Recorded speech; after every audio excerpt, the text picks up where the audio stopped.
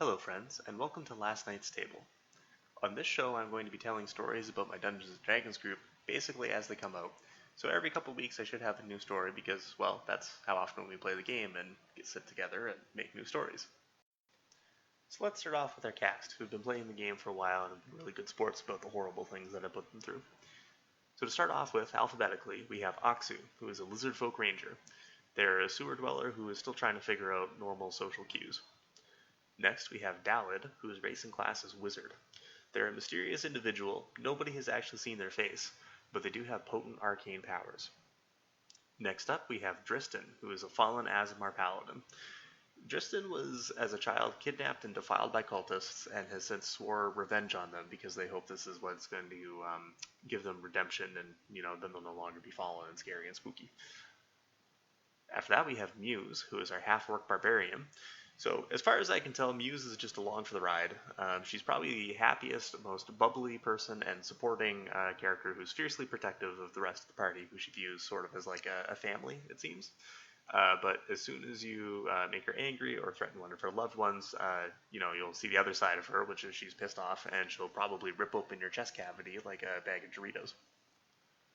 After Muse, we have Olame, who is a satyr bard. Now, Olame is a bit of an enigma, so I really view her as probably the friendliest and face of the party, but she's a scheming, manipulative so-and-so who has sort of an unusual MO where she gets people to do what she wants by building up their self-confidence. It's very interesting to watch. Finally, we have Palisade, who is a tiefling rogue. Palisade is a police detective, which is a little bit unusual for a rogue, but it actually really works with the investigator archetype. And so they've been, really just a long-suffering character who's sort of like the mom or babysitter of the party and has to put up and deal with their shenanigans. And they're always making paperwork for her. So with the cast out of the way, let's get down to the adventure. We open off as a continuation of the previous game, so we are in the city of Landenport, which is a homebrew setting of my own creation. It's a port city. It's based, similarly to my hometown, and it's very familiar to the people that we're playing with.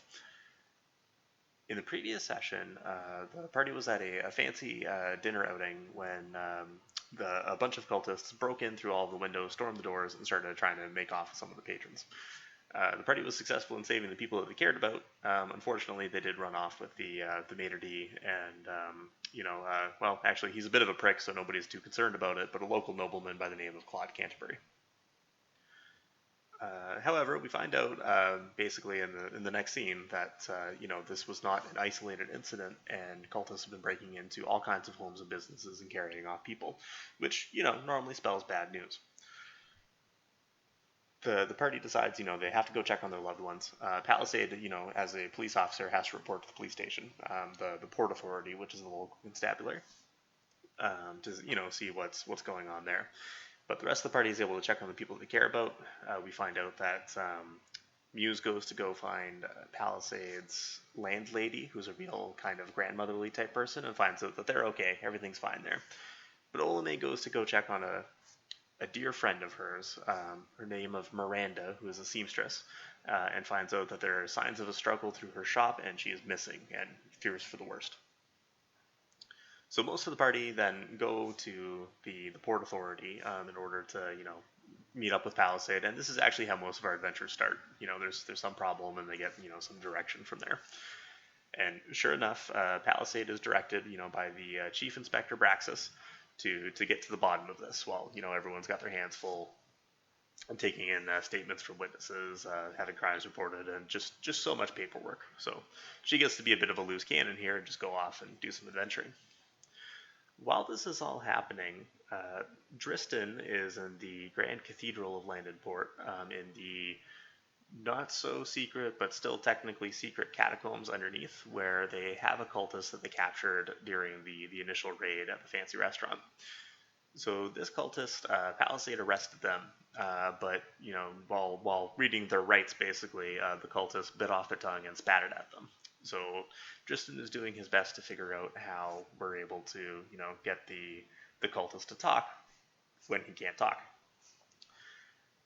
The party end up meeting up with him because they have some questions for the cultists too. There's already a few things that we know about the cultists. So the cultist belongs to an organization called the Cult of the Lidded Eye. So this organization, this group, worships Quarelgoth, who is sort of like an eldritch Lovecraftian monstrosity who is believed to be sleeping in some kind of like pandemonium state in a world between worlds. It's through Quarelgoth's dreams that monsters are born. Is the idea they're let loose into the world as horrible abominations, which are kind of have an analog as demons in traditional D&D. However, there are a few specifics that we don't know about the cult. For instance, where did you take our friends, and what are you going to do with them? So the party is trying to figure out how to get this person to talk when they don't have a tongue, and unfortunately, nobody at the church prepared restoration that day. So Olame has the idea maybe I can cast a spell and ends up using detect thoughts to see what the cultist is thinking. And this is somewhat challenging and problematic because the cultist is clearly insane. So there's all these voices, there's like lots of thoughts and feelings and rage, and it's difficult to really get to the bottom of it through surface thoughts. However, she is able to probe a little deeper at the risk of, alerting the cultist to what they're doing, who just is, this whole time, is creepily staring at everybody, too. Doesn't seem to be blinking. It's very, very difficult to keep that up from a roleplay perspective. While this is going on, Palisade, being, a detective, decides to lead the interrogation and starts asking questions about where they are and, what they were doing with the hostages. And offers them a piece of paper so that they can at least write some stuff down. So the cultist ends up, reaching into his mouth, which, he still has the bloody stump of what's left of his tongue, so that he can draw on this paper a symbol.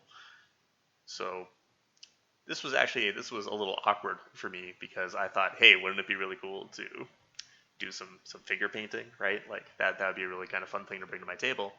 Unfortunately, I brought paint, but I have not done any finger painting since kindergarten, so it was a little rusty. The party were good sports, though. They actually figured out what the symbol was.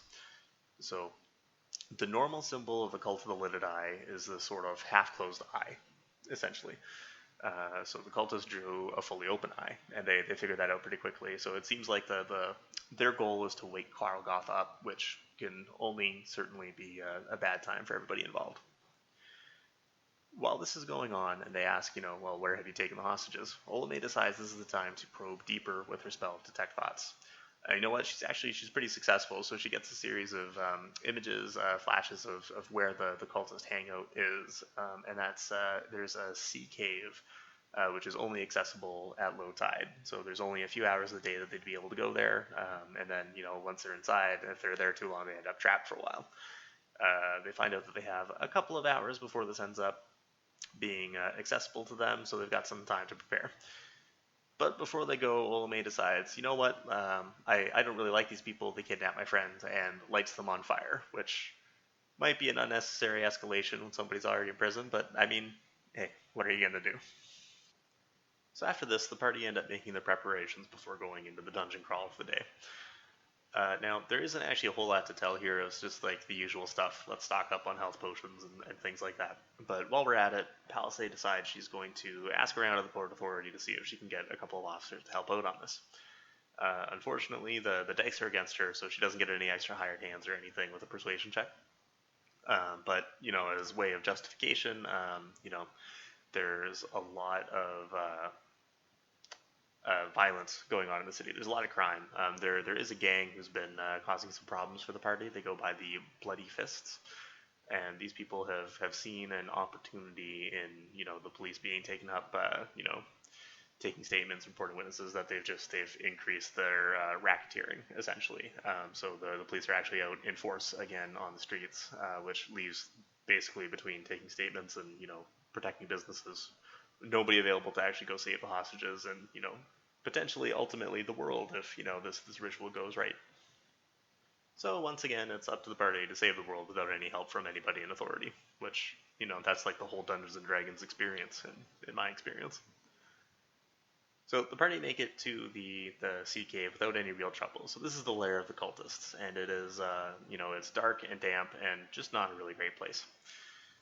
They go into the cave.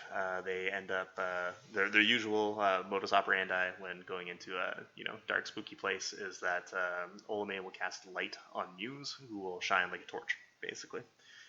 As soon as this happens, they see some writing on the wall, which is written in Abyssal. And Muse, our barbarian, surprises everybody by saying, "Oh, hey, I can read that."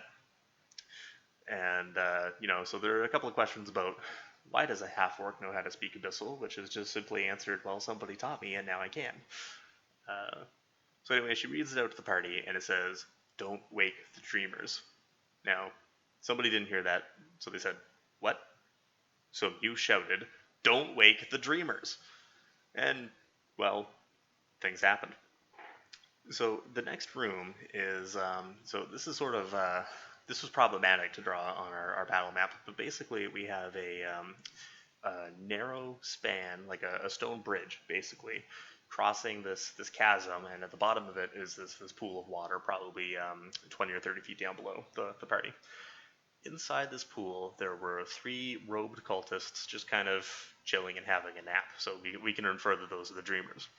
So when Muse shouts, it wakes them up, and they rise in this herky, jerky motion, and we can just see from the edge of the light that Muse is casting off of herself right now that their lower body is not that of a human. It's actually it's sort of like a millipede. So we've got all of these hundreds of legs just kind of going, and they start crawling up the wall, and it's a really horrifying thing to see them coming at you in the dark. So this is the appropriate time that we end up rolling initiative and going to fight them.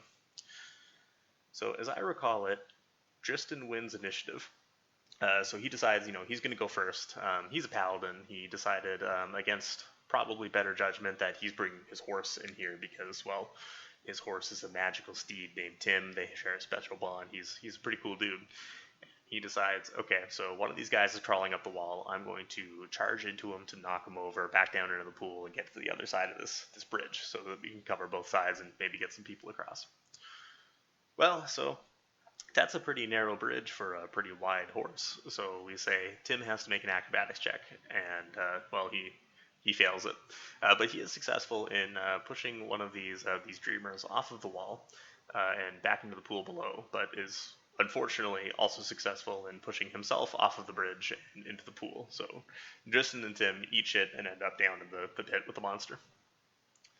Muse sort of like takes up a position to hold the line while we figure out what to go from here, and one of these dreamers ends up climbing up, and they just start wailing on each other, basically, right?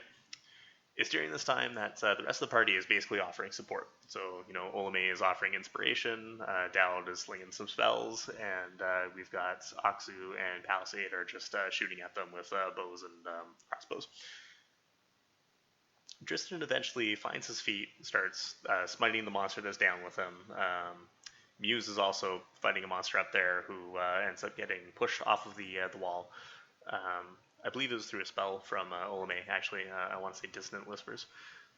Anyway, that one drops back into the pool, so Tristan is able to run him down with the horse and tin. Right? While this is happening, the third dreamer crawls across the underside of the chasm, so they have a little bit more cover for the ranged attacks, and then rolls up onto Muse.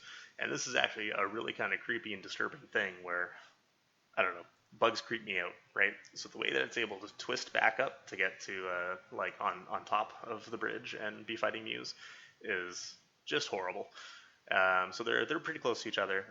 They're ready to fight, and this creature, it splits across, it's bisected like from the head to the belly button, basically, and it reveals that it's just this torso that looks like a human is actually a big toothy maw, and it just starts to chomp, right? So that was horrifying. Some spells and range support and Muse basically take it down, kill it. Tristan is down in the pool with one more of these dreamers, and they're holding their own, but they're getting pretty beat up too, because they've now had to fight 2 of them, basically, right? So Muse channels her inner Macho Man Randy Savage and takes a flying leap off of the span in order to cleave this last dreamer with her battle axe, and ultimately is successful, which is a nice and heroic moment. Everybody pats themselves in the back, and we have to figure out how to get people out of this pool of water and get them some healing as well. Fortunately, that's actually not really a huge problem because the drop is only like 20 feet into the pool, right? Olame has a rope of mending, which is, her magic rope that she's been keeping on her for, any kind of an occasion. And, ends up pulling up. So they tie the rope around Tim first, and then Tristan and Muse climb back up onto the span, and then together they're the only people who are strong enough to actually haul up Tim so that they can, press on deeper into the cultist lair. So this next section is a little bit weird, honestly. So they have to push on into these really tight, and I'm not a spelunker, so I don't know the correct terms and all, but basically a series of twisting corridors and like a labyrinth almost, right? So they're noticing that time seems to feel differently down here when you're, alone in the dark. Like, were they down here for a couple of minutes trying to find their way through, or was it a couple hours, or could it have even been a couple of days, right? And they have to go through all of these narrow, claustrophobic places. There's a couple of unstable spans that they have to cross, and at some point or another, everyone ends up getting split up from each other at least once, right? But you know what? We emerge on the other side. Everything's fine. On the other side of these twisty caverns, we enter a room where there is a pool of still water that has this sort of like unhealthy, sickly, reddish hue to it, right? So when the party enters the room, the water is disturbed and a figure climbs out of it, and well, it's Olame, right? But they take a quick count of everybody in the group and say, wait a minute, Olame's already here. Who is this clown, right?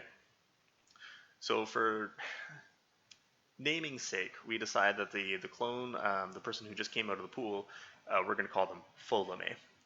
So Folame explains, yeah, so we were in the labyrinth, the people got separated, and wouldn't you know it, I fell in a hole, and I climbed out of this pool. So that doesn't carry a whole lot of weight, right? They're like, well, we all watched you, and, that doesn't seem right, right? The party decide, to interrogate this Folame, and, ask a whole bunch of questions that only Olame would know, and she's able to just, rattle them back off. Like she's on point. She has all the answers. It seems that Folame has all of the knowledge, memories, and abilities that Olame does. And we're really kind of setting up the situation to be one of those, oh my god, one of you is a clone, which one of you is the doppelganger, who do I shoot, kind of things, right? But then Folame points out, we really don't have time for this. Like, there are people that we have to save. Miranda is there. She's my friend. She's one of the people that was taken by the cultists as a sacrifice. We gotta go. And the party decides, you know what, that's right. So we're going to keep an eye on Folame. We're actually going to make them go first into every room because, that's what you do when you meet a suspicious NPC in a dungeon. And that's what they do, right? So they keep on pressing on into the dungeon. Some ways into the dungeon, we find that there's, I guess you call it like a barracks or a dormitory for the cultists. There's just a chamber that's opened up, and they filled it with bunks. Just all these bunk beds, row upon row. And the party decides, you know what, we're not going to let Muse go first on this one because, we're pushing Folame through anyway. But after our previous encounter with, not waking people up who are sleeping, let's take our chances here and have Palisade, sneak around and see if, anybody is awake. And all the cultists in here do seem to be in a pretty deep sleep. The party decide to roll the dice and cross the room without waking anybody up, and ultimately they're successful. They make it through. Everything's fine. Except that everything's not really fine, because the next room we find is the sacrificial chamber. So this is a room, it's a pretty wide open chamber. We've got stalagmites all over the room, and the cultists have drawn, their sacred circle with all these geometric symbols on it, on the ground, and, like burning, glowing, arcane baloney, right? In this room, we have a number of potential sacrifices lined up against the wall, all tied up. There's one sacrifice in the middle of the magic circle, and there's 4 cultists who are in the middle of basically ripping out their still beating heart, right? Which isn't what you want to see. So, because Olame has the most at stake here, she knows that one of her friends is a sacrifice. I get their player to roll a d6 to decide, you know, who the sacrifice is. And I say, on a 1, well, tough luck, it's Miranda, but on a 6, hey, it's going to be that Quad Canterbury fellow that nobody seems to like. So the roll, I think it's like a 2 or a 3, and it ends up being that the sacrifice is the maitre d' from the fancy restaurant that they're at. So the cultists rip out his heart, throw it away, you don't need it anymore, right? And they begin to transform. So this guy, he grows in size, but his insides are becoming outsides, as all of his bowels and intestines and just gross shit basically, start snaking out of him. They take on this like nasty sort of like razor sharp deadliness almost, and they lash out like tentacles, and they make like this crisscross pattern across all these stalagmites in the room, right? So it's kind of like a barbed wire sort of situation there. I mean, nobody wants to touch that, and as we find out through the dungeon and this fight coming up, every time somebody walks into it, they do end up taking some damage, right? So the party says that's enough of that, and they decide that they have to go fight this creature, right? And this creature is horrifying. It is a disgusting critter to say the least, but it does have this sort of like paranormal ability where they're able to, when somebody regards them, they see the faces of their loved ones, usually in some kind of torment, right? So the party keeps having to make these wisdom saves at the start of the turn, or else they're frightened, which, I mean, frightened isn't the end of the world, but you can't advance on something that you're scared of. It's just written in the rules, right? So this is sort of this awkward situation where the party keeps trying to get in closer to go fight this thing and can't, right? But you know what? Dalla decides I don't have to get any closer to throw a fireball into the room, and that's exactly what he does. He chucks a fireball. A whole bunch of the cultists become singed and half exploded, right? And that's when Palisade and Noxio realize, well, we can just fill this room full of arrows, and they start taking out the cultists, right? But the big, for lack of a better term, bowel monster, kind of takes the initiative here and lashes out at a couple of the party members, ultimately succeeding in grabbing both Olame and Folame in their tendrils and reeling them in closer. So Tristan decides, this creature looks pretty demonic. It's not right. I'm gonna go smite that, right? So he urges Tim on, but Tim has to make his wisdom save. It fails and is too scared. So Tristan says, well, that's not the end of the world. I'll hop off Tim. He's a good boy. I'm sure he'll pull through in the end. And he walks forward and just starts wailing on the sucker, right? Muse is also not scared of nothing, right? So she runs in, starts attacking this demon, and well, it's a little bit too late for Foe/Olame, who are restrained by this monster. They're taking damage every turn. Eventually, they're knocked unconscious. So that's a pretty dire situation. There's still a handful of cultists in here. There's still a bowel monster, and we haven't saved any of the hostages yet. So Dallad walks into the room, and he throws. So mechanically, this is the spell Lightning Bolt, but I really liked his description of it, where he finds the perfect line that he wants to shoot with the spell, basically. And he summons this hound made out of like crackling electricity, right? And that thing just charges through all of them, right? So I think this is ultimately successful in killing the rest of the cultists, buying a little bit of cover for Olame, which is just enough time for Palisade to get over her fears, enter the room, and feed them a healing potion. So Olame's back in the fight at this point, and definitely not dead. It's around this time, too, that, maybe inspired by Palisade's willingness to do good and, challenge this horrible creature, that Tim gets over his fears, says, I can't believe I left my good buddy Tristan behind in there, what was I thinking, and charges into the room. So this horse just barrels into this monster, knocking it prone, right? And then kicking it in the head, because, it's a horse. Kick. Powerful. So while the monster's prone, that's pretty much the end of the fight here. Tristan and Muse start smacking it good. Tristan pumps, I think, all of the rest of his smites into it, and eventually this creature is dead. And I mean that's basically it. That's the conflict. So the party they wrap up the rest of the hostages. They untie them. They look to see if there's any more cultists. Are astounded to find the cultists in the previous room were not awoken by their you know this fighting going on here, right? And they find that there is a closer exit basically, so they don't have to go all the way back, and they end up coming out to the outside, right? But as soon as, and it is nighttime now, so the moonlight touches Olame's skin, she screams, bursts into flames, and, kind of just disintegrates. To which point Olame says, I told you I was the real one. And the party is flabbergasted, too, right? Because Olame is, at the very least seems to be Muse's favorite person, and Muse was like 2 seconds away from killing Folame, and I don't know that she would have been able to live with the guilt, so I'm sure that's something we're going to have to explore in our next adventure. Okay, and there you go. That was our most recent adventure. That was last night's table. So we do try to play on a bi-weekly schedule, but this was the end of a bit of an arc that we were doing, so it's going to be a little bit of time before we actually sit down and play the game again. But since we've been having a game, together for so long, it's been, probably a little over a year now. I've got all kinds of stories that I'd be willing to share and talk about here. So, keep your eyes posted for some more videos.